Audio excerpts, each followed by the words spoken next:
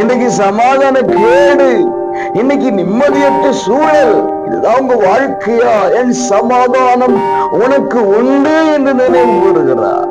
இன்றைக்கே பெற்றுக் கொள்ளுங்கள். எந்த இடத்தில் இருக்கிறீர்களோ இப்பொழுது தேவ சமாதானம் உங்களை ஆட்கொள்வதாக. அன்பு உறவுகளே, வல்லவராம் ஏசப்பா உங்களை ஆசீர்வதிப்பாருங்க.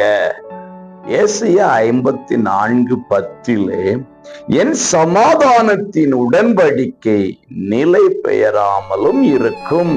பிரியமானவர்களை, கர்த்தர் மீண்டும் ஒரு வாக்கு தத்தத்தை ஸ்பெசிபிக்கா உங்களுக்கு ஆண்டவர் கொடுக்கிறார். என்ன சொல்றார்னா, மகனே மகளே, உன்னோடு நான் ஒரு உடன்படிக்கை பண்ணி இருக்கிறேன்.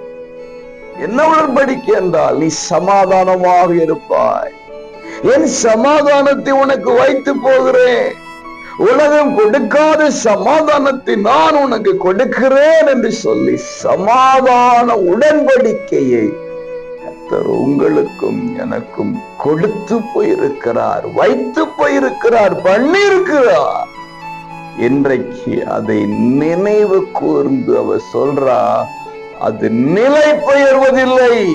இன்னைக்கு சமாதான கேடு, இன்னைக்கு நிம்மதியற்ற சூழல், இதுதான் உங்க வாழ்க்கையா? அவர் நினைவு கூறுகிறார், என் சமாதானம் உனக்கு உண்டு என்று நினைவு கூறுகிறார். இன்றைக்கே பெற்றுக் கொள்ளுங்கள். எந்த இடத்தில் இருக்கிறீர்களோ இப்பொழுது தேவ சமாதானம் உங்களை ஆட்கொள்வதாக.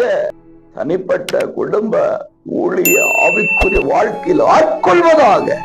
சமாதானத்தோட கடந்து செல்லுங்க. God